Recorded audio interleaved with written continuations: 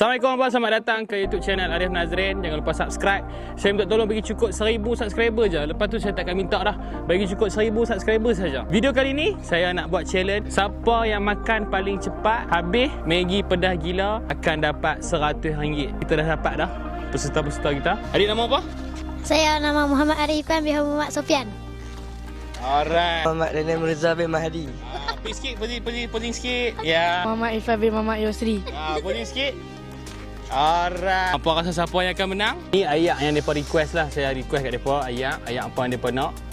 Jadi sebelum ayak ni habis, syarat dia mereka tak boleh minum ayak ni selagi Maggi mereka tak habis. Maggi habis pun boleh minum ayak.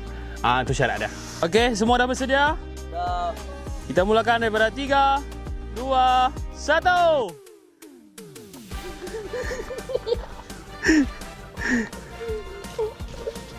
Tu dia.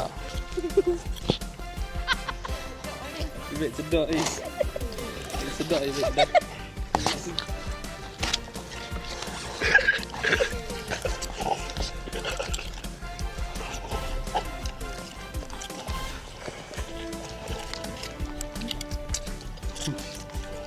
Dah ah.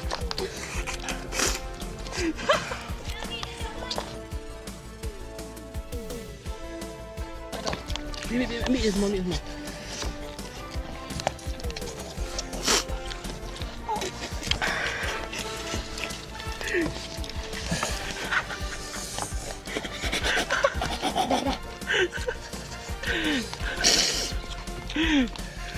Jangan lupa subscribe.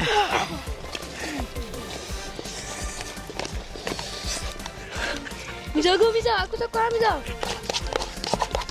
Oi. Dah biar tak apa. Apa? Cepatnya tu. Wow. Licin. Ish. Dah lah beli dah. Layak ke memek layak. Jangan lupa. Tak kita lah. Jangan lupa. Oh, bedok siap dah. Ada yang syok lah. Syok. Lepas tu dapat masuk YouTube.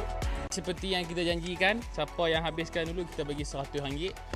Untuk adik ni, nama apa? Daniel Mirza. Daniel Mirza. Kita bagi RM100 dekat dia. Dah 50. 100 sama-sama. Jadi hampa jangan lupa subscribe.